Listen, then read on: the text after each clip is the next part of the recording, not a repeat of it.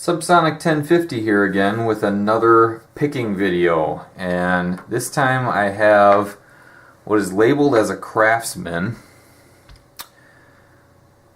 This is actually an ABUS lock, and it's the ABUS 9050. This is a stainless steel lock with a shrouded shackle. This is a pretty heavy duty lock. It's not overly large. Actually, I bought this on eBay from the same seller as I got the other ABUS lock from, the 3455 that I had showed in a previous video. This lock I actually expected to be larger physically. In comparison, here's the 3455, which is actually a larger lock. It's heavier, the shackle is thicker, and it just feels like a more heavy-duty lock. Also, this is a 6-pin lock, whereas this is only a 5. There's some other pretty major differences between these locks. This 3455, as I mentioned in the other video, the core is under a lot of spring tension. You have to use a considerable amount of tensioning force when picking this lock. This 9050, on the other hand, has absolutely no spring tension at all. And this is the key. It is a working lock, as you can see here. So let's go ahead and pick this thing open. I have picked this lock open before. Again, I normally do these in my hand, and I've been finding that it's a little awkward for me to do it in this vise because I'm kind of doing it at a weird angle to try to give the best viewing possible here. I know sometimes my hands kind of get in the way of seeing actually what's going on in there, and I don't know how some of the other YouTubers do that. I know Bosnian Bill must have his camera right in front of him on a little tiny tripod or something, and I have been unable to duplicate that setup. So I'm doing the best I can here. This is same tension wrench I've been using on all the other locks, and I'll be using the same standard hook as well. Now I do find that sometimes these locks without any tension require you to move the lock around because they don't actually want to.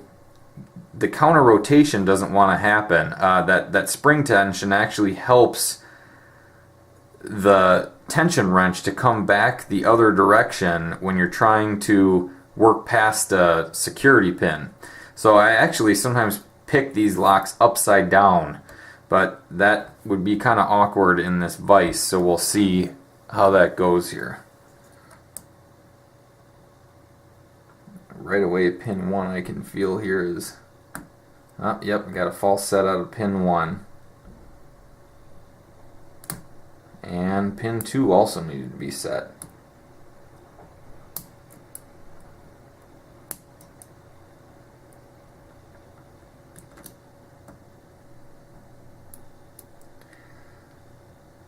Seems like pin 5 needed to be set. I think I dropped a couple of pins there doing that though.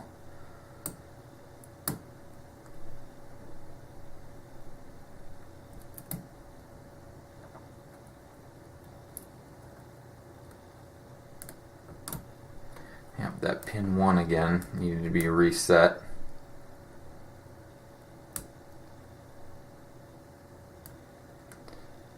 I don't know if, oh, here goes pin 3.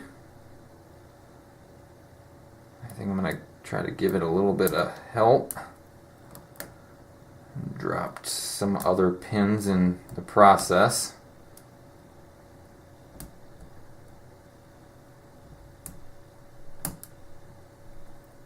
That was pin 4 just set.